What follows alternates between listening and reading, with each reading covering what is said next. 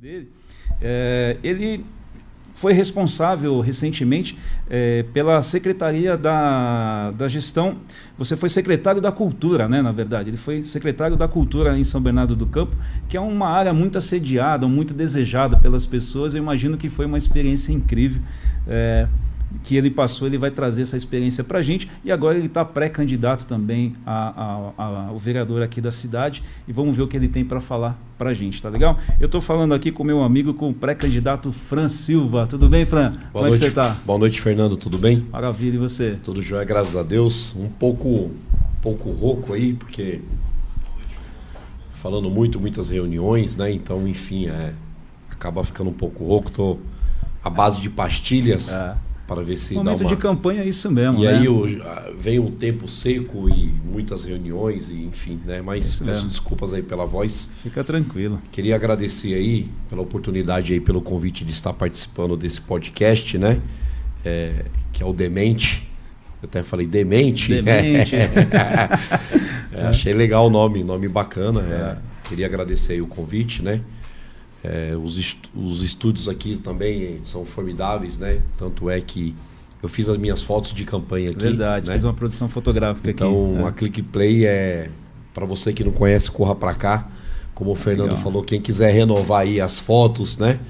Quem quiser algo assim do gênero, corra para cá, porque aqui o trabalho é profissional. Mas também tem o seu posicionamento, né, Fran? A partir do momento que você é o vereador da cidade, seu prefeito da cidade, seu o advogado da cidade, como que você vai se postar diante de tudo aquilo ali? É uma exposição, né? Mas como que você vai fazer essa filmagem? O que exatamente você vai falar? Então, uma faca aí de dois gumes também. É isso aí, né? É verdade. Como nós estamos aqui agora, né? Exatamente. Estamos ao vivo aqui falando para muitas pessoas, e aí a coisa é muito rápida, é instantânea, né? Há 30, 40 anos atrás, para você fazer uma ligação de um bairro para o outro, você tinha que ir até o orelhão, ficar 40 minutos na fila com a ficha, colocando a ficha para, né? E trazendo, hoje é muito rápido. Exatamente, é instantâneo. E você pega, vamos trazer o assunto político, porque é o seu caso, mas você está lá num bairro, numa benfeitoria, a pessoa fala que fez, se não fez mesmo, já tem outro do lado ali falando. Que já fala, ele não fez, não foi ele não, então, exatamente. Então tem que ter uma postura muito importante ali. Tem que estar alinhado, né? Essa é a verdade, você tem que estar bem alinhadinho para... E você curte isso, acha que isso é positivo? A rede social é muito. Eu curto, eu gosto. Você como político, quando teve você entendeu isso como essa uma ferramenta? É muito bacana, e outra, é legal, né? Você mostra seu dia a dia, mostra o que você faz, é bacana, né? Mostra suas conquistas, na verdade. Mostra também um pouco da sua vida, porque você não é só político, não é, né? Você tem um pouco da sua vida também, mostra a sua família, enfim, acho que é uma ferramenta bacana. Esse é um assunto que a gente já abordou aqui. Eu queria perguntar para você. Você acha que o pessoal e o profissional ele deve se misturar? Ele é comum, ou tem que ter a pessoa profissional e o pessoal fica separado? Hoje em dia, eu acho que não dá para separar muito isso, né? Na rede social não tem como separar profissional e mas pessoal, mesmo no né? seu dia a dia, com a sua equipe ali... É um mesclado de tudo, né? Você tem o pessoal, tem o profissional, que você acaba mesclando tudo. A rede social é meio assim, né? Então não adianta você só falar de profissional, porque vai ficar cansativa. E não adianta você só falar de família, que vai ficar cansativo, né? Teve uma época, Fran, que a gente falava assim, o cara é chefe da empresa, depois deixou de ser chefe para ser líder, né? E tem uma distância, tem um abismo enorme ali, inclusive com essa tratativa. Quando a gente passou a ter mais a ideia de líderes, né?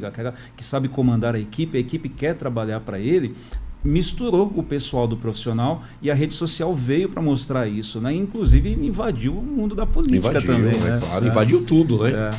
Ô Fran, uma coisa que, olhando para você, eu vejo assim, você é um cara muito gente da gente, assim, sabe, cara? Você é muito, assim, não digo bairrista, mas a sensação que eu tô falando sempre com um amigo, por mais que você tenha uma posição política, assim, e tal, né? Eu tenho essa impressão que é gostoso saber, assim, que a gente sente isso, né? Pô, esse cara parece gente da gente mesmo. Para você ser vereador, você tem que gostar de gente. É verdade. Porque não tem como você ser político e não gostar de gente. Eu costumo dizer isso para todo mundo. É difícil ser vereador? Puta, você tem que gostar de gente. Porque o cara que é vereador que não gosta de gente é uma coisa meio artificial, um cara meio engessado. Muito técnico. Um cara meio gelado, um cara técnico. Então, por isso que eu tenho aquele slogan, Fran Silva, vereador do povo. Fala uma coisa, Fran, no seu conceito, a gente tem trazendo um pouquinho mais aí o seu momento que a gente está nas eleições, nas campanhas, o que é exatamente política para você e o que é fazer política, cara? Política você já tem dentro da sua casa, Fernando. A partir do momento que você passa de uma pessoa, 2 pessoas, já tem que ter política. Porque, só tem eu e minha esposa, por exemplo, já é política. Você já tem que puxar o lençol da cama, você já tem que estender a toalha, você já tem que abrir a porta da geladeira lá e acondicionar o queijo de um lado, o presunto do outro. É política. Aí se você tem um filho, ele tem que acordar cedo, tomar banho, escovar o dente, ir para a escola. Né? Então assim, a condução, né? A política está já nos nossos lares. A política já nasce dentro de nós, entendeu? É porque muita gente ainda... a política é o cara que é vereador, que é presidente, que é prefeito. Não. Se você não tiver política na sua casa, a sua casa vai estar desorganizada, vai estar bagunçada, o seu filho não vai estudar, o seu filho não vai se alimentar. Então tem que ter a política já dentro da sua casa. Entendi. Então assim, Fernando, a política está dentro de nós, né? Já é política. O cara para ser político tem que ser vereador? Não. Tudo isso que eu estou falando é política. Vai para a escola, tem as regras, tem a política da escola, entendeu? Vai na van, tem a política da van. Dentro da empresa, quando você começa a trabalhar, tem a política da empresa. Isso aí, eu trabalhei na FEI, que é a Faculdade de Engenharia Industrial. Foi meu primeiro serviço. Eu entrei lá com 14 anos de idade. Trabalhando na FEI? Trabalhando na FEI. Naquela época lá, você registrava a carteira com 14 anos. Eu trabalhei lá quase 17 anos. Eu entrei como office boy e saí de lá trabalhando na área de marketing, né? E lá, a empresa, como você falou, a política. Chegava às 7h20, batia o ponto, meio-dia para almoçar, 13 para retornar e 17h45 para ir embora. E tudo com política, né? Então, assim... Entre pessoas, né? Tem que fazer política entre pessoas. Então, eu costumo dizer, o que é política? Mais de uma pessoa. Tá. 2 pessoas já é política. Onde ela influencia ali no resultado. Né? Mas eu fico imaginando a participação assim, quando você resolve ser vereador, por exemplo, Fran, me fala uma coisa, você monta uma proposta e apresenta, ou você escuta a ideia, a necessidade das pessoas e inclui na sua proposta e depois você ainda tem que levar para ser aprovado. Né? Então eu voto, dou um crédito para você, praticamente um cheque em branco, baseado que você foi lá no meu bairro, na minha vila, você ouviu as propostas, necessidade. E chegar lá, você não consegue aprovar aquele projeto. Como que fica essa situação, cara? É assim, só para você entender. Toda transformação que tem na cidade, você fala, puta, a cidade transformou. Mas tudo que se transforma tem que passar pela Câmara. Porque o prefeito, ele tem uma equipe de secretariado. Sim. E tem que ter uma boa equipe de vereadores ao lado dele. Porque um prefeito sem uma Câmara, ele não consegue cortar um mato. O prefeito é bom, o prefeito é bacana. É bom, é bacana. Mas ele tem uma equipe que tem que auxiliar para ele conduzir a cidade. Inclusive para votação. Inclusive para votação. É interessante. Porque tudo que tem de melhoria, de progresso para a cidade, passa pela Câmara. E se você rejeitar, aquilo fica parado. Então, e por que a gente tem essa sensação dos interesses? Eu voto porque eu tenho interesse naquilo. Quando que isso vai acabar? Porque existe uma necessidade real. Né? Eu voto no que é interessante para a cidade. Chega um projeto lá que não é interessante para a cidade, eu não tenho por que votar. Você entendeu como que funciona? Então, mas e se não necessariamente... Chegou lá, puta, tem que ter banheiro unissex nas escolas. Na minha visão, eu achei que não era um projeto interessante para as escolas. Então eu votei não. Tá. Entendeu o que eu estou querendo te dizer? Tá. É tipo isso. Tá. Então, mesmo que você tenha ali uma ligação, exemplo, você precisa ter uma coordenação legal. Por mais que seja de ordem legal e interessante para algumas pessoas, mas na minha visão, o que eu interpretava, o que eu interpretei, o que eu assimilei, não era interessante para a cidade. Então você fala, puta, isso eu não acho interessante para a cidade, eu não vou votar. Então, mas trazer esse eu para a política não é um pouco arriscado? Porque assim, e a vontade da maioria, como que fica? Na verdade, não é um eu, né? Na verdade, é um coletivo, por isso que é a votação. A maioria vence. Já teve projetos lá de ser bom. Então, mas isso dentro do plenário da Câmara. Do plenário. Mas será que isso é realmente a vontade da maioria da população? Porque às vezes a gente vê coisa sendo votada que não é necessariamente, ou no mínimo perguntar para a população se era isso que eles queriam como prioridade. Entende? Depende, né? Quando é um tema muito assim, como que eu posso te dizer, aflorado, acalorado, né? O pessoal participa dessas plenárias lá na Câmara. Tá. E aí vão lá reivindicar. Uns quer sim, outros quer não, entendeu? E aí você tem que estar inteirado da matéria, né? De como vai ser, de como vai funcionar, para você votar sim ou não. E aí por isso que é democracia, a maioria vence. E me fala uma coisa, a gente também está construindo um público novo, a gente está falando de novos eleitores e tal. Queria que você falasse um pouquinho o que é exatamente um vereador, qual que é a função de um vereador? A função do vereador é aprovar os projetos de lei, né? E também, após a aprovação desses projetos de lei, é fiscalizar o Poder Executivo. O que é o Poder Executivo? É você fiscalizar o prefeito. Então...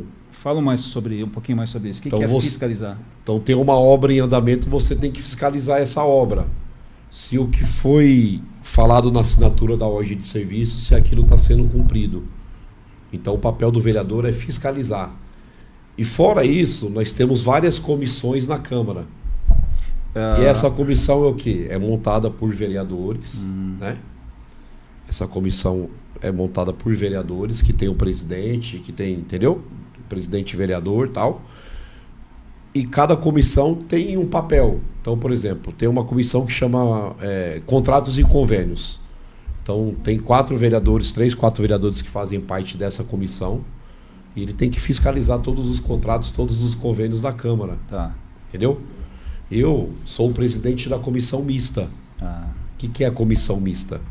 A comissão mista é onde passa o orçamento da cidade, passa pela minha mão.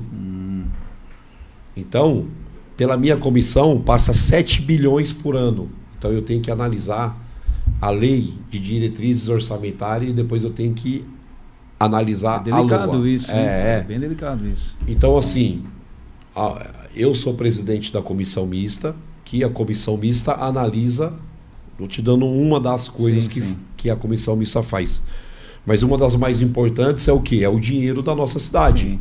A distribuição disso. E ali nós temos essa comissão, ela serve para quê? Para analisar a distribuição do dinheiro, pasta por pasta.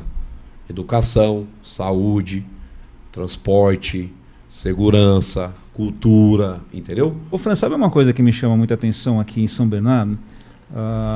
É o Riacho Grande, cara. Eu acho que foi tão pouco explorado ou cresceu de forma desenfreada, como é comum no Brasil, mas é uma área que dava para aproveitar muito, hein, cara? O Riacho Grande, ele está no plano de governo do Marcelo. Eu vi o Marcelo falando isso. Qual que é a ideia?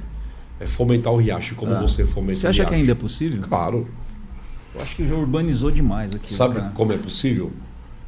Você fazendo um acesso novo, você traz hotéis, você traz novos investidores, tipo, eu quero ter um Madeiro, eu quero ter um bar da Brahma. Sim. Monta um circuito, né? Enfim, faz uma concha acústica. Isso. Faz campeonato de pesca, né? A área é sensacional. Para quem não conhece o Riacho Grande, recomendo. Você pode fazer chalanas para explorar. Nós temos a Serra do Mar, enfim, é muito grande. E isso vai gerar o quê? Por que você acha que nunca foi a atenção dos prefeitos? E isso vai gerar o quê? Emprego e renda. Muito, muito. Porque a vida toda, porque a cidade ela vem mudando, né? A cidade ela veio da olaria ela veio para os móveis, dos móveis virou a capital do carro. E aí ela vai se moldando, né? Você acha que tinha muita necessidade urbana até chegar lá? Porque a gente tem. E aí agora nós temos que explorar aquilo para gerar o quê? Emprego e renda. Trazendo os hotéis, trazendo os belos bares, belos restaurantes, né? E aí você começa o quê? Ter pesca esportiva, ter um cafezinho bom. Ter pesca, um cafezinho bom. Você pode fazer pesca, você hoje campeonatos de jet ski, de lancha, enfim, dá para você explorar aquilo. O espaço é fenomenal. Aqui eu fiquei com fome. Ô Fran, me fala uma coisa, enquanto a baguete chega aí para nós. Não tem problema comer aqui não, né? De jeito nenhum. Estamos bebendo água, tomando café. O café tá maravilhoso aí. Vamos lá, Fernandão. Pessoal, obrigado demais pela audiência aí, vocês são incríveis. Muito obrigado a todos os internautas, aos amigos que estão participando. É isso que faz a diferença, a gente fica muito motivado. É isso que... É o nosso combustível, é o que dá combustão para nós, né? Isso. É poder participar de um podcast quase 10 horas da noite. Ô Fran, na essência da coisa, me responde isso. O que você mais gosta na política e o que você menos gosta, cara? O que eu mais gosto de estar com o povo, de lidar com o povo, de participar das melhorias, das qualidades, do progresso da cidade, de ouvir, poder, né, cara? É muito bom ouvir, de escutar. Tem aquele ditado, né, cara? Quem escuta mais erra menos, né? E Deus é tão perfeito que ele já deu 2 ouvidos, 2, né, pra gente escutar mais e uma boca para falar menos. Não é verdade? É isso daí. Então, assim, eu gosto muito disso aí, sabe? E esse é o lado. E o que você menos gosta? Na política? O que eu menos gosto na política, cara, às vezes é isso aí que Pode comer tranquilo, cara. É isso aí que você falou, cara, da pessoa pensar que a gente é Deus e nós podemos resolver tudo, e não é assim. Tudo tem limite, tudo tem barreira, tudo tem dificuldade, sabe?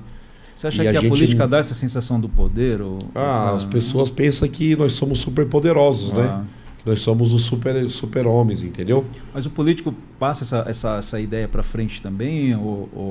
Eu acho que isso já veio de construção desde lá de trás, né? Acho. Entendeu? E aí pegou, né? E aí, às vezes eu falo muito não, sabe? Eu prefiro falar o não, Fernando, do que iludir a pessoa. E às vezes a pessoa ela fica chateada comigo, porque às vezes eu falo assim, você tá chateada comigo porque eu te falei a verdade. E a pessoa tem dificuldade de escutar a verdade. Mas isso eu acho porque a verdade às vezes dói. E é um ponto crucial, entendeu? Viu, Fran? Vou fazer uma analogia com a empresa. Às vezes eu tenho que falar não para um cliente, para uma solicitação. Me fala uma coisa, a gente tem um histórico político, né? Vamos falar assim dos anos 70 para cá, 60, que a gente tinha uma ideia de o Brasil, o país do futuro, um país melhor. A gente lutou muito para isso. São Bernardo foi muito importante para isso, né? Principalmente baseado no emprego. A gente passou por um período, não sei se a palavra certa é polarização, mas o Brasil deixou de ser um país do futebol, né? Deixou de ser, o cidadão era técnico de futebol, de repente ele virou presidente. Então todo mundo tinha a fórmula da solução ali, né? Então se debateu muito, ouviu-se falar-se muito de corrupção, se está certo, se não está certo. Eu acho que enfraqueceu muito o eleitorado jovem. Queria saber se você tem a visão e a preocupação com esses caras.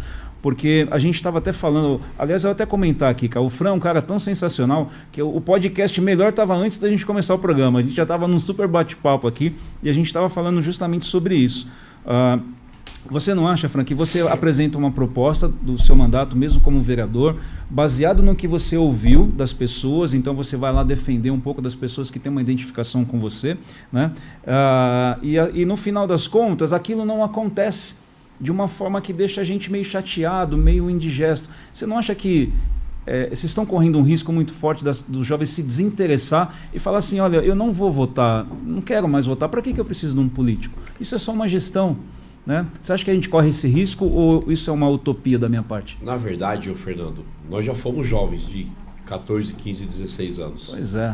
E aí essa reflexão a gente faz para nós mesmos. Ver o seu interesse político com 16 anos e ver seu interesse político de hoje. É totalmente diferente. Mas o tempo era diferente também. Havia uma esperança, né? Por isso que eu te falei. Porque as responsabilidades mudam de 16 para 50 anos, correto? Então, mas você como político hoje, você se posiciona para essa turma, para que eles não se desinteressem? Tem que se posicionar, tem que buscar, tem que dialogar, tem que trazer. Tanto é que eu fui secretário da Cultura Cultura e Juventude. Sim. Né? Então, Fran, mas veja bem, você tem que apresentar as propostas para você tentar trazer esse povo para você. Então, isso que eu estou falando. Para você que eu falo é para o mundo político. Sim, né? O mundo político, mas você vai discutir lá a secretaria, a sua ação, o que você precisa fazer, a execução daquilo. Não, mas você pode discutir um plano de governo com eles. Pode, então, isso é legal. Aí aprova, você toca o barco. Só que o que vocês precisam? Puta, a gente precisa de mais campo de futebol, precisa de mais quadra. A gente precisa de mais esporte. Por isso que eu estou perguntando se é o tópico da minha parte, porque a gente deixou de discutir isso para discutir aquele político que estava causando o problema. Então, ao invés de eu discutir a quadra, o ginásio, eu estava discutindo você. Isso aí. Isso você perde o eleitorado. Isso aí. Né? Isso. E isso é que, como costumam dizer, um olho no peixe e outro no gato. Então, entendeu? Como que você está esse termômetro? Esse termômetro é preocupante. Preocupante. Porque o jovem é disperso, né? Já não tem muito interesse por ser jovem em política. e acontecendo tudo que vem acontecendo, com tudo que vem noticiando, com as redes sociais que hoje é tudo muito rápido e chega tudo muito mais fácil. Muito. Então isso faz com que o jovem entende que o político é mais um. Correto? Ô Fran, o pessoal está pedindo muito aqui a pergunta aqui, não quer calar, que é praticamente a sua proposta do seu mandato aí, né? Mas eu queria apenas uma pergunta antes, né? Porque você foi o secretário da Cultura na gestão atual aí, né? Você foi nomeado, você foi solicitado, né? E eu queria saber quanto tempo, foi um ano então que você ficou lá, você foi convidado pelo Orlando? O prefeito Orlando e na época o Marcelo, né? Que é agora candidato a prefeito, né? Que era vice. Quero deixar um recado pro Marcelo. Marcelo, queremos você aqui, hein? Marcelo, vem participar do nosso podcast aqui. E aí eu recebi um convite de ser o secretário da pasta da Cultura e Juventude. E claro, na hora, cara, abracei esse convite. Mas é um desafio, porque é um assunto muito assediado. Todo mundo quer muito isso. Grande. Né, e foi, cara, uma das melhores coisas que aconteceu na minha vida, porque é uma experiência totalmente diferente a experiência de você ser vereador. E que sentido? Né? Fala para mim, o seu olho brilhou. O que realmente aconteceu de mais legal? De você poder implantar projetos e esses projetos acontecerem na cidade, de ser acolhido pelos funcionários de carreira e pelos funcionários comissionados, entendeu? De você poder atender o funcionário, né? O funcionário público que eu falo, no seu gabinete, independente se ele é de esquerda, de direita, de centro e de meio, sabe?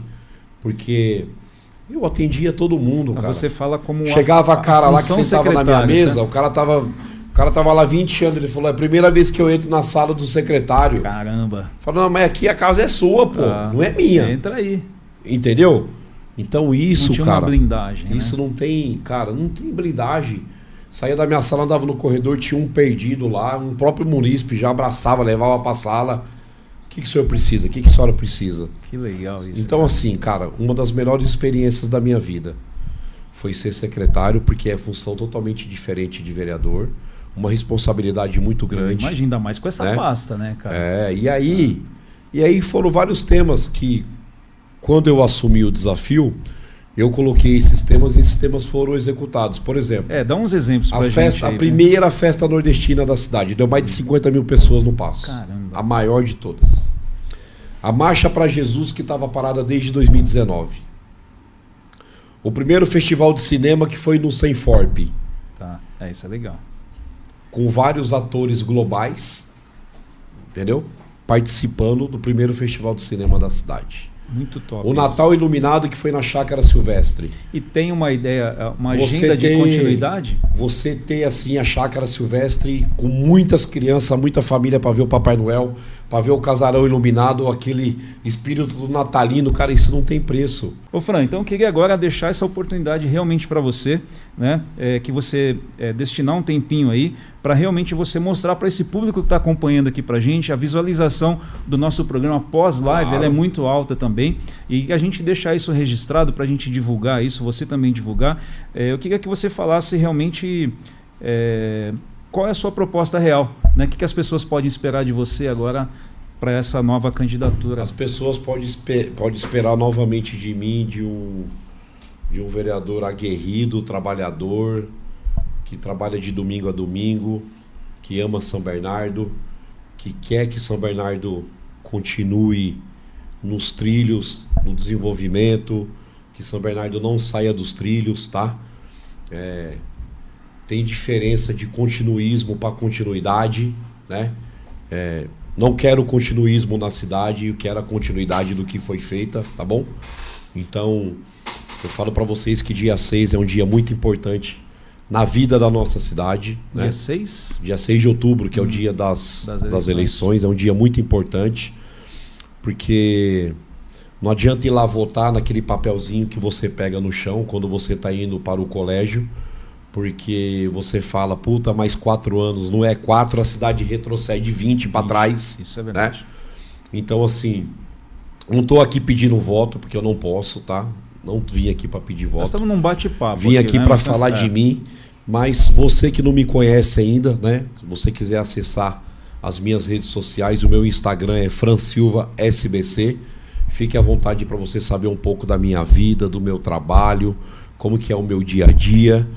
E você que vai votar dia 6, analise seu candidato a vereador, analise o seu candidato a prefeito, porque a nossa cidade não pode ter continuismo, a nossa cidade tem que ter continuidade do progresso, tem que se manter nos trilhos, né? A cidade tem que se desenvolver. Acredito não, eu tenho certeza que melhorou muito em 8 anos, desde quando nós ganhamos as eleições e fizemos um belo governo, mas ainda tem muitas falhas, né? Que nós não só acertamos, nós também erramos, né? E essas falhas têm que ser corrigidas no dia a dia, mas a cidade avançou, mas pode avançar muito mais. E São Bernardo é uma cidade pujante, que dorme com problemas, acorda com problemas, como eu disse. Uhum. O município tem mais de 640 municípios, nós somos o 5º. O país tem mais de 5.500 municípios, nós somos o 9º, tá? Então, assim, é uma responsabilidade muito grande. A cidade que amamos, que nascemos, que vivemos. Então, isso que eu peço para você. Analise o seu candidato, porque não é mais 4 anos, é andar 20 anos para trás. Entendeu? Então, queria deixar esse recado aí e dizer que eu vou continuar lutando por uma São Bernardo melhor, por uma segurança melhor, por uma saúde melhor, por um ensino melhor, por um transporte melhor, por um asfalto melhor, enfim, esse é o nosso papel.